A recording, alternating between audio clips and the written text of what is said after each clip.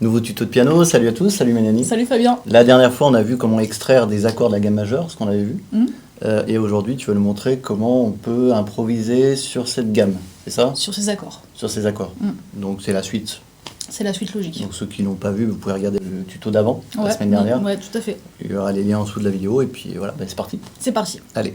Ok, donc c'est parti. Alors, pour faire un petit résumé, on a vu ce qu'était la gamme de Do majeur. De là, on a vu qu'on pouvait extraire de la gamme 7 accords qui sont construits sur la gamme. Ça, c'est dans les tutos précédents. Voilà. Alors maintenant, je vous avais dit, on peut décider de choisir certaines cadences d'accords qui vont pouvoir bien marcher. Donc moi, j'avais proposé Do. Ensuite, j'avais proposé Fa. Ensuite, je rejouais Do et je rejouais Fa. Et puis, je passais sur Ré mineur, Mi mineur, Fa majeur et Sol majeur. Ok? Donc maintenant, ces accords-là, on va les faire à la main gauche. Donc Do majeur à la main gauche. Ensuite, je me déplace, Fa majeur, en utilisant le doigté 5, 3, 1. À nouveau Do majeur, puis Fa majeur. Et ensuite, je vais monter à partir de Ré mineur. Donc Ré mineur, Mi mineur, Fa majeur, Sol majeur, et je redescends à Do. Ok?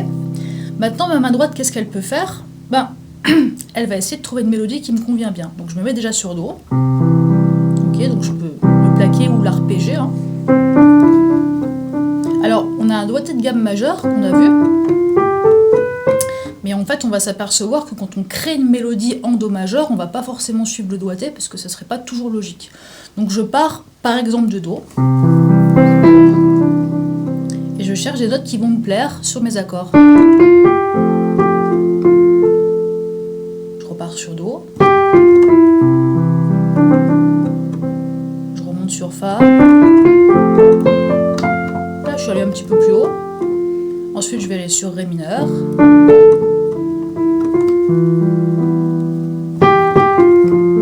Fa majeur. Et je reviens au début. Ok? Donc l'idée, c'est que vous arriviez à trouver des mélodies. Alors vous allez voir que les notes qui vous assurent une mélodie qui fonctionne, forcément, c'est les notes de l'accord. Quand je joue Do majeur, si je joue une des notes de l'accord à la main droite, je prends strictement aucun risque. Ça va marcher. Visuellement, il faut les mémoriser par cœur, quoi. Ouais, on peut connaître déjà ces 3 notes-là. On est censé connaître les accords aux 2 mains. Mais après, c'est pas forcément ça qu'on a envie de faire. C'est pas forcément ça qu'on a envie de jouer. Mais en tout cas, si vous voulez prendre aucun risque et vous voulez pas trop sortir de votre zone de confort, vous travaillez là-dedans. Moi, ceci dit, j'aime bien utiliser des notes qui sont pas forcément dans l'accord. Par exemple, j'aime bien utiliser la deuxième note de Do. Je trouve qu'elle est jolie. Et donc quand je vais me mettre sur Fa, je vais faire pareil, je vais utiliser la deuxième note que j'ai disponible. Et puis ensuite je vais remonter sur Fa. Là je vais faire pareil sur Ré. Et du coup tu gardes la même couleur à chaque fois. Voilà, mais pas forcément tout le temps.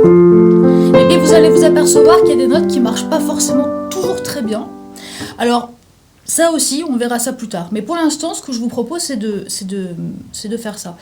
Pour ceux qui sont à l'aise, on va rajouter le référentiel tempo, qui est important. Donc je décide de jouer 4 noirs pour mon Do, 4 noirs pour mon Fa, à nouveau 4 noirs pour mon Do, à nouveau 4 noirs pour mon Fa, et puis ensuite 2 noirs pour le Ré mineur, 2 noirs pour le Mi mineur, 2 noirs pour le Fa, 2 noirs pour le Sol.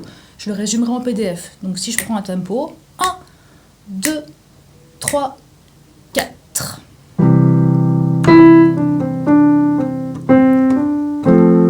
2, 3, 4. 1, 2, 3, 4.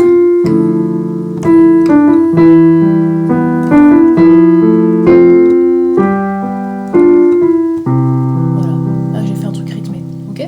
C'est un peu plus difficile, mais au début, je vous conseille juste d'aller voir ce qui vous plaît. Et puis là, je suis beaucoup partie de Do, mais vous pouvez partir d'une autre note. Hein, vous pouvez vous placer où vous voulez. Donc si j'ai envie de partir du sol, forcément ça créera d'autres possibilités, d'autres chemins. Et là vous allez voir que vous allez faire connaissance avec la gamme de Do majeur tout en créant une harmonie à la main gauche. Et après, tu peux te balader dans les octaves. Après, on peut se balader dans les octaves, mais pour l'instant, on n'a pas beaucoup de technique pour ça.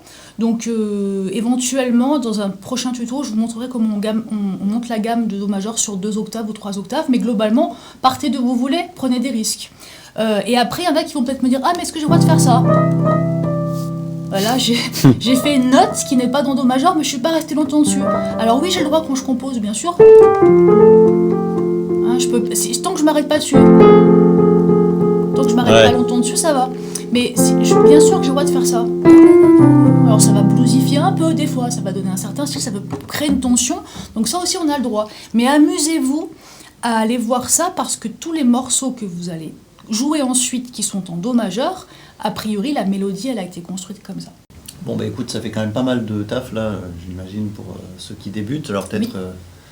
Que tu feras ça dans d'autres tonalités après ? Oui, en fait, ce que je propose, là on l'a fait en Do majeur, donc gamme de Do majeur, extraction des accords de Do majeur, et ensuite improvisation sur une cadence donnée. Et bien on va refaire exactement la même chose dans une autre tonalité. Donc comme ça va vous permettre de bien comprendre ce qu'on a fait, parce on a 12 tonalités majeures, dans chaque tonalité, ce sera exactement le même travail. Donc c'est intéressant de le refaire dans une autre tonalité. L'idéal, c'est de le faire dans les 12 tonalités.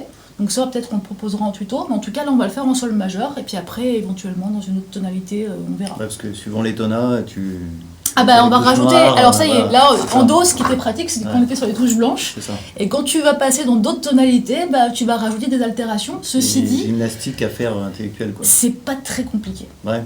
Faut se détendre avec les touches noires, elles sont plutôt copines, hein. On a vu ça dans le blues. Je conseille, quand t'es en Do, de bien bosser en Do, bien bosser en Fa, pas... Moi j'aime bien passer un peu visuellement une tona dans la tête, quoi. Bah moi j'aime bien faire toutes les tonas parce que je me dis que si on bosse que Do pendant 1 an jusqu'à être à l'aise et puis qu'on fait pas les autres, on est super embêté une fois qu'on a d'autres tonalités. Donc moi ce que je conseille de faire, c'est que dès qu'on est un peu à l'aise, c'est de pas avoir peur d'aller vers des accords un peu plus compliqués. Voilà. Mais là ça nous permet aussi de réviser les accords majeurs, mineurs qui sont tout neufs pour nous. Et ça nous permet de comprendre comment les morceaux qu'on aime, que ce soit en musique classique, en jazz, en pop, sont construits. Après, quand on va en jouer, du coup, on aura une compréhension du morceau qui sera un petit peu supérieure, et du coup, ça nous permettra de mieux les mémoriser, de mieux les comprendre. Puis on fera sûrement des petits ponts aussi avec la suite native, et le clavier complète, là, avec la MAO, parce que, pour savoir s'enregistrer. Pour les home studistes. Voilà. Mais en tout cas, merci Mélanie, et puis à la semaine prochaine. Ouais, ciao. Ciao.